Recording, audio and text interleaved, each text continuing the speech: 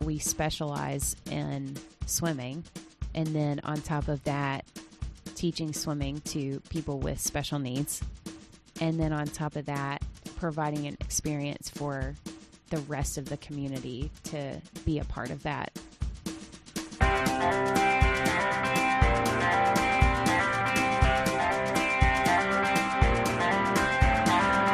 Welcome to Music City Giving, a show about the unsung leaders and volunteers behind Nashville's nonprofits, foundations, and charitable organizations. I'm Joe Crosby, and on today's show, Ellen Crosby, Executive Director of the Nashville Dolphins.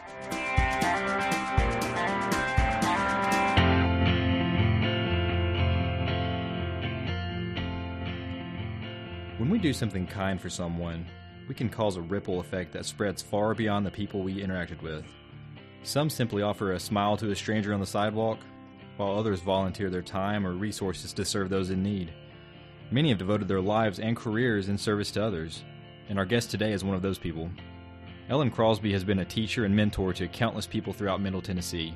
She has coached kids and adults of all ages how to swim, but more importantly, she has used her position to spread positivity and joy to those around her. As the Executive Director of the Nashville Dolphins, an organization that offers free swimming programs to those with special needs, Ellen has been able to combine her passion for swimming with her gift of bringing joy, kindness, and inclusion to those who need it most. Also, if you didn't catch it earlier, Ellen and I share something more than a conversation. We share a last name. I'm excited to share my conversation with my cousin, Ellen Crosby.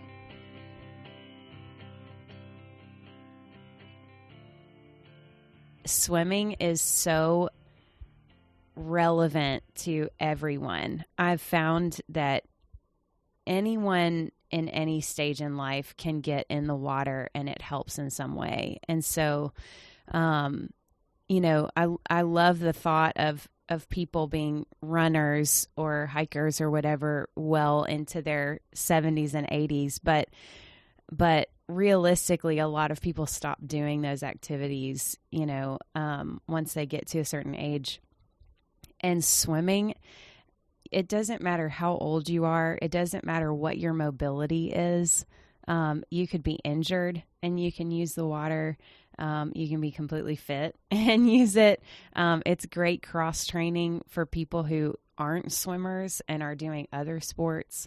I talk to people a lot about, like, if something aches or if they need to like mix up what they're doing or whatever, being in the water is the best thing for that. I've just seen where anybody is able to get in the water and it can, you can make it apply to what they need. And so it's like it's a lifelong thing. You're off your joints. There's no gravity. So people like our swimmers who have disabilities can be as clumsy as they want in the pool. And it doesn't matter, and it gives them the freedom to be able to move however they want to. Because you're not going to fall off a bike. You're not going to trip and, on a yes, the ground or, Yeah, exactly. And it's just, it's something where you can really measure your progress. I've found that, a lot of people really like that. It's very obvious to tell if you're getting better at it. And people kind of feed off of that. It keeps them coming back because they see where either they're not as out of breath or they're learning how to do more strokes, or it's just not taking them as long to get to the other side, or whatever it is. Even if it's a fear thing, they're able to see that they're doing more than they used to when they weren't putting their faces in the water, or they weren't comfortable taking their feet off of the floor of the pool or whatever. So it's really easy to see that you're getting better at it, and there's a million ways to measure that progress too. Yeah. And personally, I assume you're still swimming regularly. Yes. What really gets you back to the pool? I mean, is it mental? Is it physical? Is it everything? I mean, what brings both. you back? I like to do, I still keep up with running and lifting weights and stuff like that. And so the swimming just complements everything so perfectly that physically, that is why I'll do it, is because it keeps me loose and it keeps my lungs opened up. and I feel really good. Like I work out a lot of soreness. But mentally it is like there's a lot of senses that go away when you get in the water and your face is in the water and you're just staring at that black line on the bottom of the pool, but you don't hear a whole lot going on around you. It's like, it's a ultimate way of disconnecting for me. And so I really love how calm I feel after I swim. And that seems to last for a while. Like I can clean up, get dressed, go get in my car and sit in like terrible Nashville traffic. And I feel like it just doesn't matter because I've been in the pool and I feel very calmed down and at peace after I swim. And I've even read things about that. And there's something scientific to that, that happens when you're swimming. But for me, I think it's the physical benefits that get me doing it regularly. But I always remember, it's like I have to remind myself that emotionally and mentally I feel so much better after I do it. Yeah. This kind of goes along with that. A lot of people do use exercise as an outlet before or after work. Mm-hmm. You're a coach, you're a athlete. Is exercise still your outlet, or is there another place where you kind of recharge your batteries, or is that the place that you do it? Yeah, with exercise. I definitely use that, and you're right. It is a little tricky when like your hobby and your job is all sort of and like your competitive self, like all of that is sort of wrapped up into the same world. And I do use it as an outlet, and that's a lot of that is for like just keeping myself healthy and keeping my energy high, and like the long-term benefits of that. I know that I enjoy it, but at the same time, like I do feel like there's a responsibility to like stay healthy, and so I make sure I do it, and I do enjoy swimming even if I've been at the pool that day. I do enjoy doing the other sports that are non-swimming sports, but as far as like if I really want to disconnect from all of that, I do art. I did music a lot in the past, and I just don't have a piano to play anymore. And one day I'll have one again. But the art is really probably my way of getting away from all things like sports and activity, and even like it's kind of similar to when you go underwater. Like I definitely feel like I really disconnect from a lot of things. I used to tell my mom, who is also a good artist, I would tell her that, like I could do something like draw a picture instead of take a nap. Yep. And I actually have found like as an adult that those are really useful things, something that helps you relax and, reset without having to like sleep in the middle of the day. Yep. I've found that is really valuable. So, yep. And I guess, especially as we get older, if you can find something that you can do for hours and don't realize that hours have passed. Sure. Yeah. And at the end of it, you're not exhausted, but you're kind of upset that I just spent 4 hours doing this, but I have to stop now. I think if you can find that thing, it's sort of hard to come back out of that after you've been in it too. I've found that too. So I've had to sort of learn the best times to do art. And like if I'm supposed to go out and meet friends or go to work or something, like it's maybe not a good thing to do right before that. But it is sort of like this tool in a toolbox that's on reserve for me that is like a really ultimate. What's your best art skill? Is it drawing? Is it painting? Anything? I would say drawing. Mm-hmm. Yeah, like pencil and pen drawings And then I like to layer things. So I like to do like a pencil drawing and then put some pen on top of that and then put some watercolor on top of that and maybe colored pencils or whatever. And I like to just sort of keep working on that same thing with lots of different. Yep. I guess moving on to more coaching, teacher mentoring.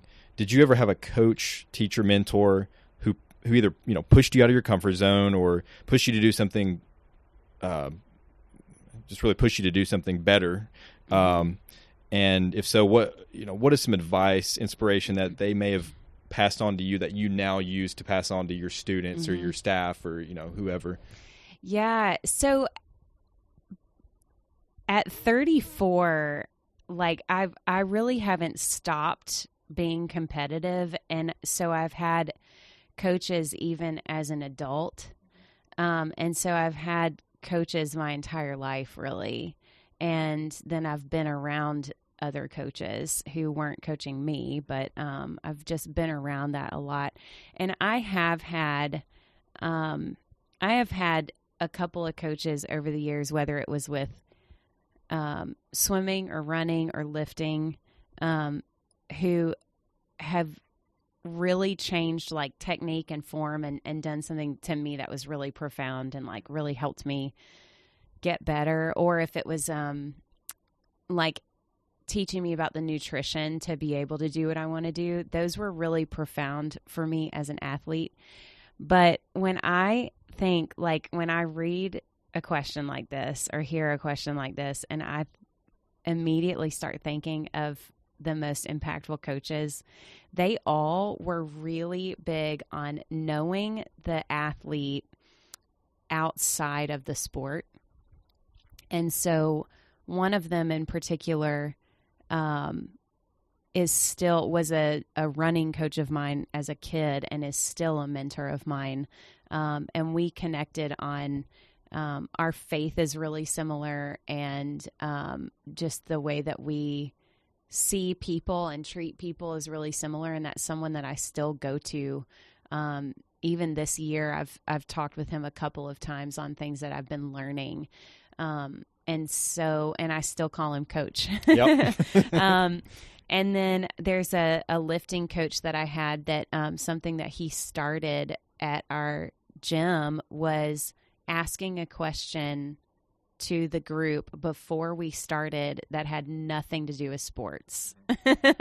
And he would go around the room, and they were always like, a lot of times they were funny questions because it was sort of like something really divisive, like it would be like, which way do you think the toilet paper roll should go, or something funny like that. And then occasionally it was things that like you really actually learned something about people. And that became such a big deal to everyone that when he wasn't there, anyone that was subbing for him, we were like, wait, what's the question of the day? Like, that's why we came. Yep. And then Jordan, who is our head coach of the swim team, I got to, before he came and worked here, I got to work for him at another swim team. And that swim team, he taught me that one of the biggest things that we could do for our members was receive them well when they first walk in the door. So what do they get from us when they first walk in, whether that's the first time they've been there ever, or if it's when they just arrived for that day. And so we made it a priority to let them talk first and let them go ahead and tell us about their day. And most of them were kids. Some of them were adults, but most of them were kids, and they have a lot to tell you get some good about stories. Their day. Yeah. And so we had to kind of like limit the time on that.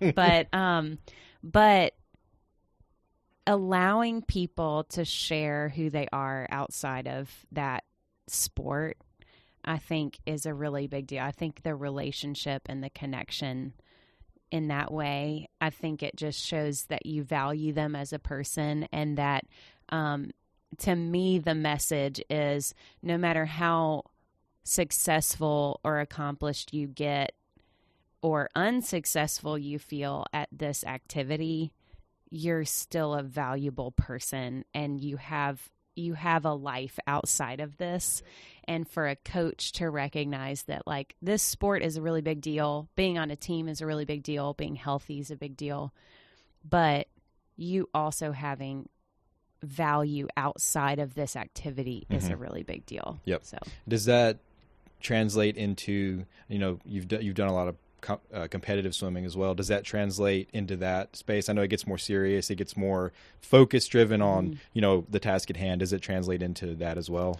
Competitive space? Yeah. I mean, it's really hard to keep yourself in check in that way. And like, finding a balance between going all in on a training season and deciding that you really want to accomplish a particular goal.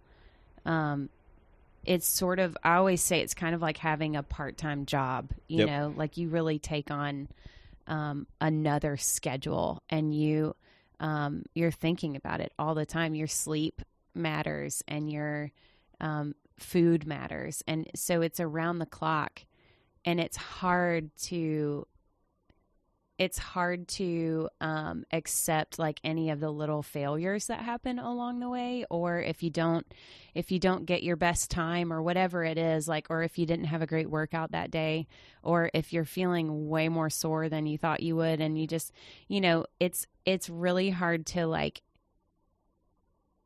monitor all of that and learn from it and like take the information and use that, but not feel like a failure, or not feel like there's so much pressure on your shoulders.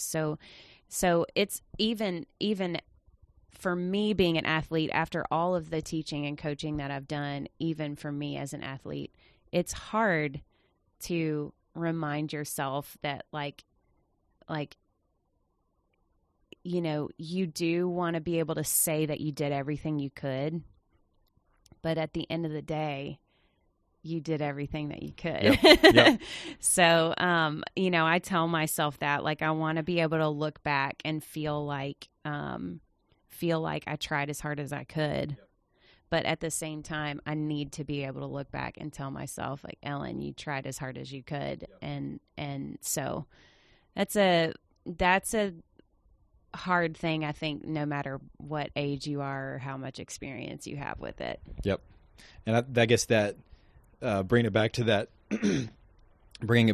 your coach asking that weird question, it almost it brings you out of that athlete state into a human state where this we're swimming today, but hey, let's cut the stress out for a second, and I'll ask you a weird question. So exactly. It kind of brings you back to I'm a real person, not just an athlete. Right. And it's funny, I will use that as a coach sometimes where if I am coaching someone who is like working towards a competition, and I say that because someone who's put a lot of pressure on themselves, I will work with them on something for the first part of their class, and then in the middle, I'll make them do something completely different.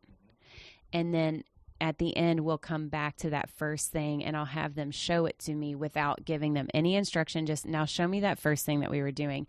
And that brain break makes such a difference. And I see them at the end of the lesson end up swimming better on whatever that skill was that we were working on. I see them doing a better job with it because their brain got to take a break and they stopped overthinking it. And, so there's definitely a life lesson in there somewhere, giving yourself that brain break and letting the stress and the pressure go away for a minute.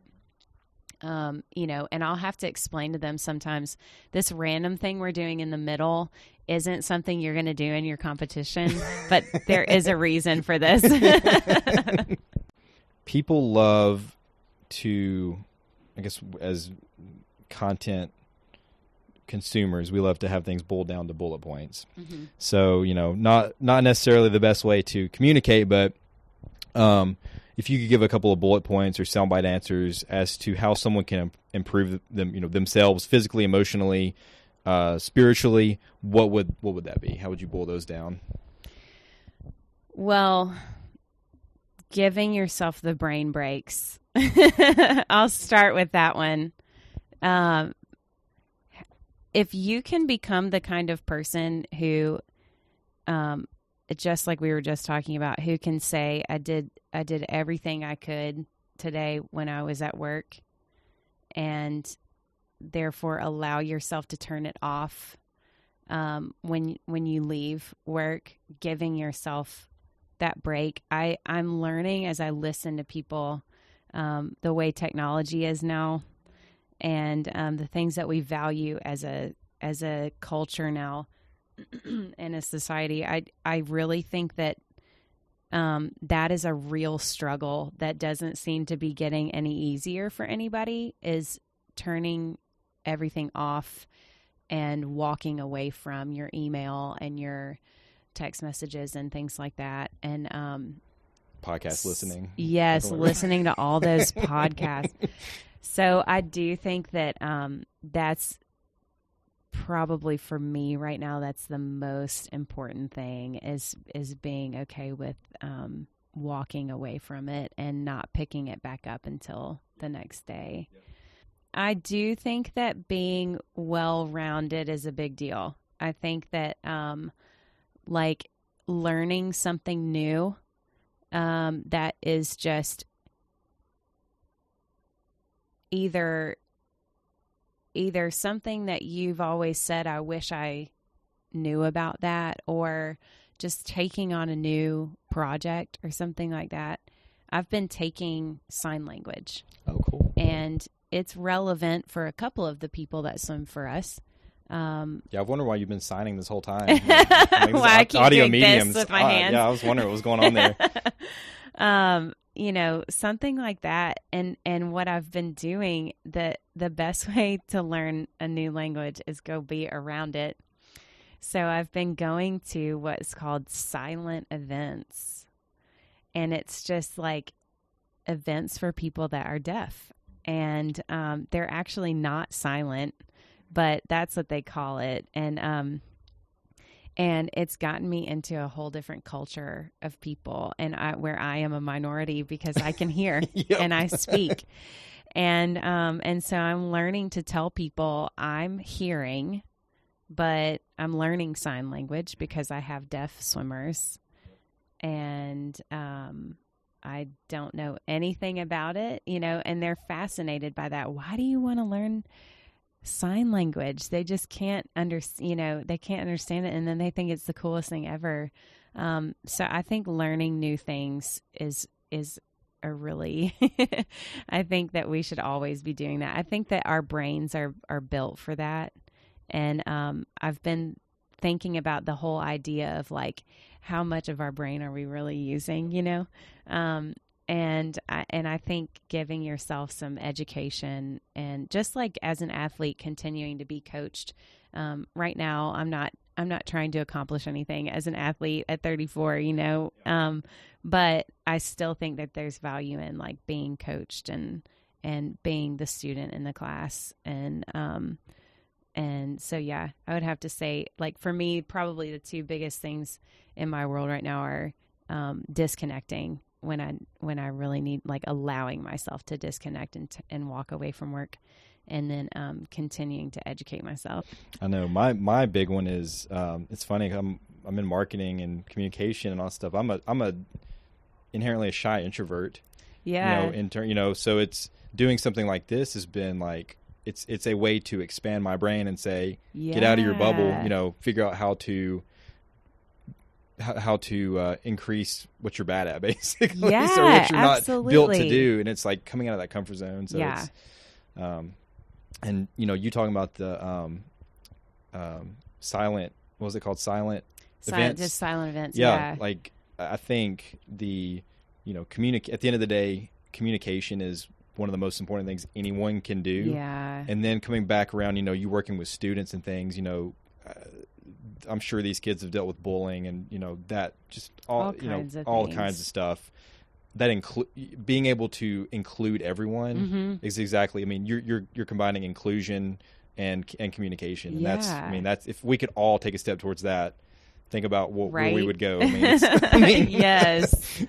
Yes. Okay. So more personal note here. So you are a sister to 3 boys, 3 brothers, and you're also a twin. So combining those two, one, how did growing up with 3 brothers shape who you are today, and then how did growing up as a twin? Because you know it did. Oh yeah. Oh yeah. And then how did growing up with 3 brothers, and then how does growing up as a twin? Because I mean, most people aren't a twin. You know, a lot of people have brothers, but you know, so the twin, and also how did that kind of shape who you are? Yeah. Oh man. And I know your brothers too. So yes. So you know what? I actually have found myself relaying this life lesson a lot, and I hear myself saying, well, I have 3 brothers, and when I was growing up, so I have learned, I think it did me well to adopt some of their class clowning, and in small doses. Somehow, like, them as parents hasn't like changed any of that. Like, they're not any more mature than they used to be. No, but I did have to adopt a little bit of that, just like to survive, free spirit. Yes. I had to think fast and be clever. But actually, those are 2 things that are funny to me. You know, like I had to be able to think on my feet and survive. And also I had to really learn to look at things in a lighter, like with a lighter heart, you know. But one of the biggest things that I learned from, I say I was raised by wolves, but from being raised by wolves, was like conflict resolution and conflict management. So I just learned to deal with things the way that males do. And I really do believe that there's a male-female thing here, you know, and yes, there is. You who now have 18-month-old, you're outnumbered daughter. in your house I'm now. Done. I'm done. I am really grateful that, like, out of the 6 of us, there were 2 females and 4 men in the house. I learned how to handle things really concisely and quickly, and kind of just go ahead and deal with it. And then if it was dealt with, it doesn't get used again later as a weapon. Yeah. You know, you don't bring it back up another time because it's done. And I think that was really important for me as a teenager and a young adult. I think as I was, you know, as you're getting to be like more and more independent, and dating and like choosing friends wisely, and, you know, and learning how to work, and work for other people and work around people that you either do or you don't like. You know, I think especially then it was very useful to me to be able to just like say what I was thinking and what I was feeling and be blunt about that if I needed to. And then to show people, I feel like this is more something that you have to demonstrate, but to show people that you're really done with it. Yep. It got resolved, and that's it. And so that's kind of the, like, keeping the emotions in check, and handling something a little bit more like diplomatically. And so that has been really, really good for me, especially with, it's funny, that sounds like something you would use in a really professional setting, but with kids, yep, it's a really important thing. And then I also learned that there is an appropriate time, I think, when it's appropriate to be emotional, and learning that, that is okay too, that, like, whether that's crying or being angry, but it allowed me to kind of learn, like, is this one of those times when I need to be diplomatic, or is it okay that I'm feeling this emotional about this, and kind of sorting through that and honoring both, So I do think that, I think growing up where there were a lot of boys around, I think that, like, handling situations,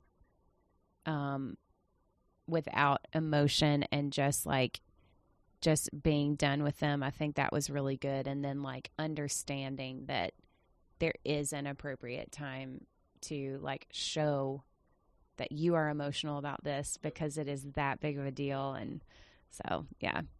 As far as being a twin, I think I really kind of had it made because my twin is a boy, and there wasn't ever any competition between us. And so I really... Is that common between twins? Yeah, for yes. I think if it's 2 girls and 2 boys, I have known a lot of twins that, like, one of them was naturally athletic and one of them wasn't, or, they're just, or no matter what it is, they're just naturally interested in different things, or something like that. And I do think that would be harder to navigate than it was for me and Emery. But I always had somebody around, and, having a sibling always in your grade growing up, even if we weren't in the same classes. In fact, we were purposely not in the same classes because I was a lot more dependent on him than he was on me. And so that was something that my parents did really early on, was separate us. But he was still always in the same stage in life as I was.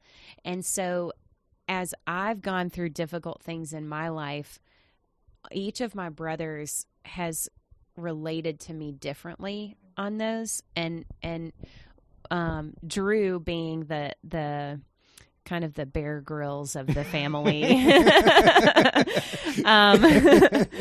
Drew is like, make sure that I get out and do those things that make me, that, like, the hiking and the going on adventures, and make sure that, and he'll invite me into that to, like, do some cool things and make sure that I'm getting out and staying active. And then John he's the family man out of all of us somehow. But John is, he makes sure I'm invited to everything. I'm the only single one in the family, so that's where this is coming from. But he makes sure that I've been included in everything. Like, if plans have been made, he will just sort of double check that I know about it, and make sure that, if they're going to be in my area of town or something like that, that we see each other or whatever. And then Emery as my twin is sort of the one that, like, knows where my heart is at. So he knows the most details usually. Like, everybody else is just like, are you good? Okay, great. And even my parents are that way. But Emery, I feel like, has stayed in tune a little bit more, and he can read me really well. And Emery's kind of always known more than I realized that he knew, like, just because he just understands me better than I realize. And so we don't read each other's minds, and if he's hurt, I don't feel it. But and we're not identical because he is a boy. Those are all the questions I get. But it has really helped me along the way to have someone who understood, like, emotionally how I'm doing, where I can be a little bit more open about what's going on. And that's been forever. I mean, that was even, like, being a teenager and not understanding why do girls do that? Like, what are they? I called him one time when I was in college. I had just gotten to school, and he started out in Knoxville. And I called him, and it was the first time. I didn't know this, but all of a sudden I was like, no wonder. I've never lived with girls before. And I was like, this is the first time why are they screaming? What are they screaming about? How do they make that sound? Like, what is going on? I called him, and he was just like shaking his head at me like, you're like, I think at that point he felt bad. You know, it's just like, we did not teach you everything you need to know. But so, yeah, it's been, and those are the three. You know, my dad, I always say, is really like the key player in teaching me how to treat people. Being the Andy Griffith that he is, I can compare everyone to someone. He really taught me that. And then my brothers have each really taught me something really important about men and good men and like what's healthy and what's not healthy. And that has been a really awesome thing for my whole life, just like having good examples of males in my life. Yeah, absolutely. So let's get into the biz.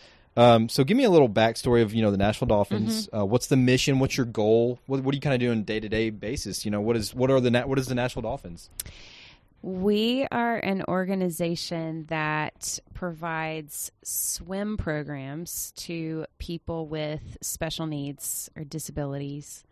And everything that we do is free of charge. So all of our participants, they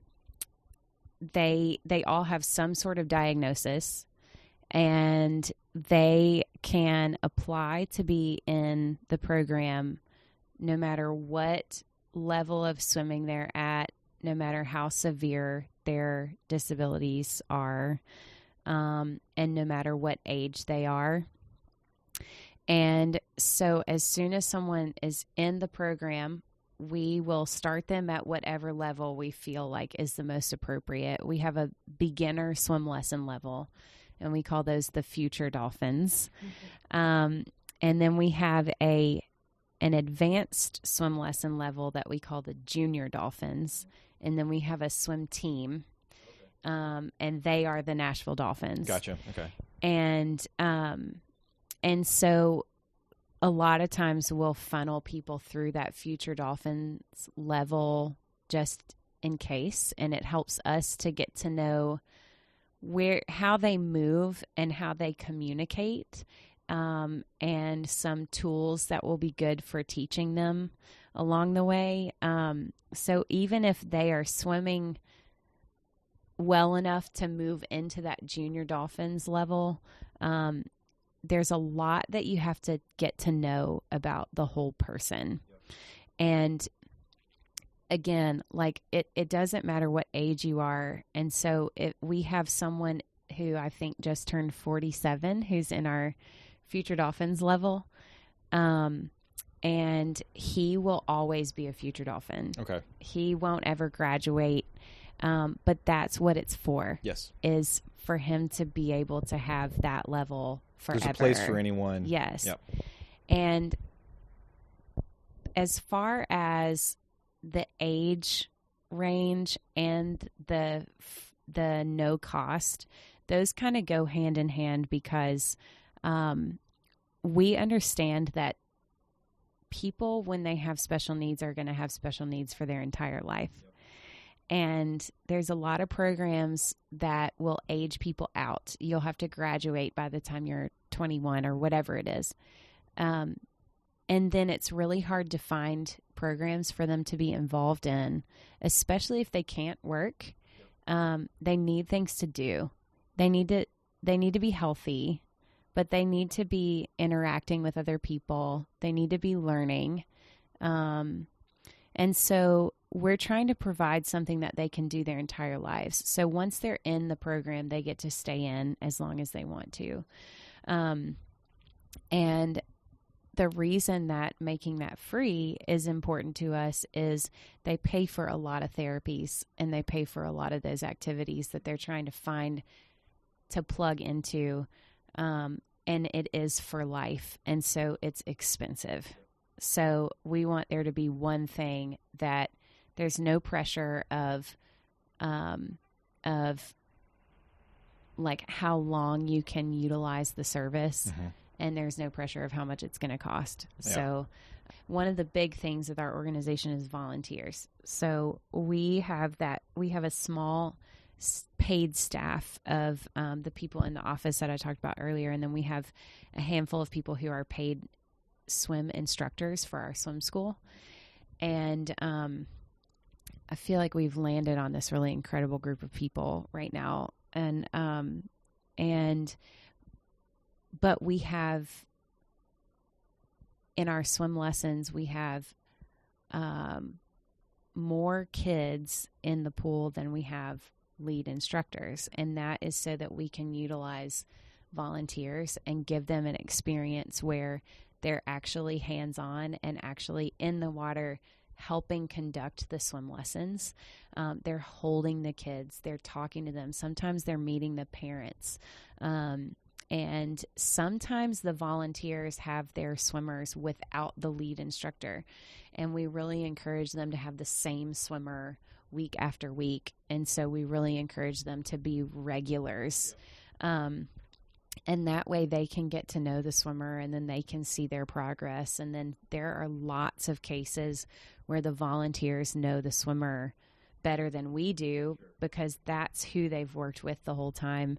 And so giving the volunteers an experience where they were really needed and where they learned a lot and where they got to be hands-on, and they end up having a blast. Oh, absolutely. And we have a lot of especially college age and high school age volunteers who you would think on a Friday night at 5:00 wouldn't necessarily want to be teaching swim lessons for free, but they show up, and we could have 50 volunteers on a Friday night from 4 to 6 teaching swim lessons before they go do their fun stuff for the rest of the evening. And That's these incredible. are Vandy students we're talking about, so they might be going and studying after that. But back to the lab, right? Yeah, exactly.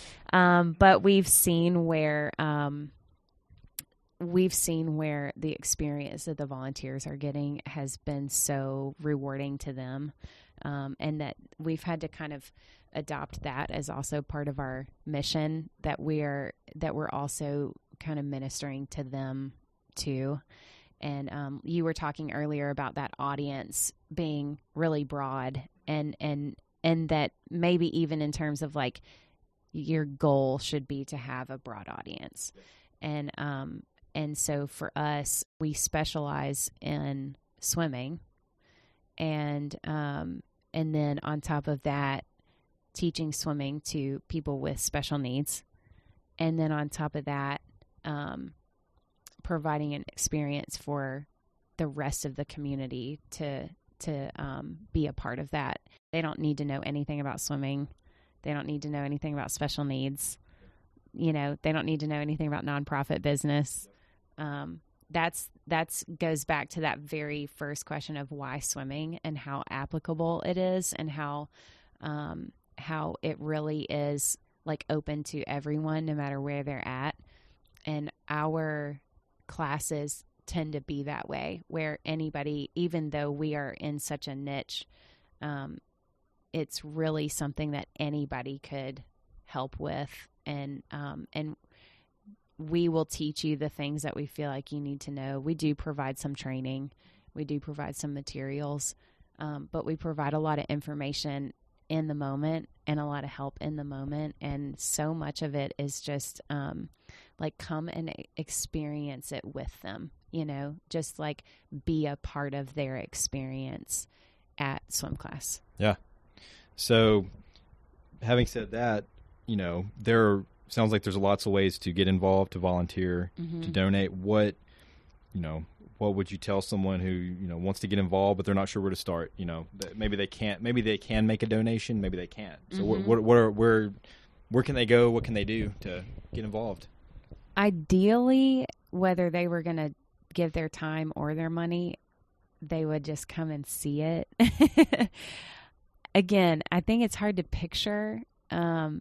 And when you see it, it just explains so much, because you do see everything that's going on. You see the swimmers the volunteers, the teachers, the parents, even the lifeguards are smiling and laughing and, and enjoying us being there. And so coming and seeing it, I like to tell people, just come play in the pool with us. Yep. And I think that you will get really hooked on it.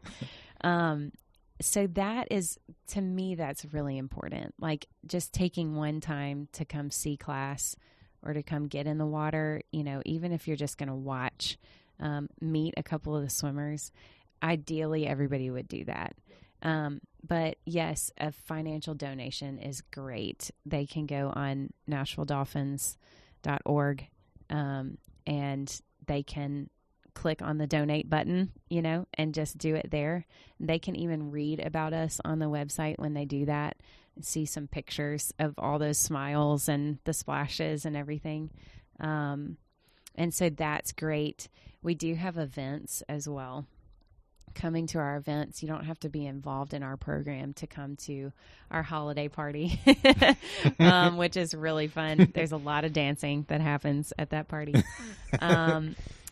Or like we have Sound Waves and Sweethearts concert in January. We do fundraising in the summer with a crawfish boil. We also do all of the kids who swim rec league swimming in the summer in Davidson County and Williamson County. They fundraise for us, and they play games, and they do lemonade stands, and hundreds of kids in both of those counties throughout the summer are doing their own like car washes and things like that. And it's really swimmer led. And we actually raised a ton of money just from that last year. And it was so humbling to see, like, to go to their events, to go to their swim meets and stuff and see them getting really excited. And so some of our swimmers got to go and be a part of their championship meets and be a part of a relay with them. So it was like a unified relay race. And they were really cool about it. They were very excited, and it was really rewarding to those kids. And so that's something that happens all over the city in the summertime.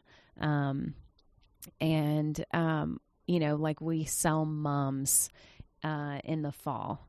And so things like that have really helped us, like, have some things on our calendar that people can get involved with whether they know about us or not, or if they're not able to, like, actually come and be involved with class or come see class.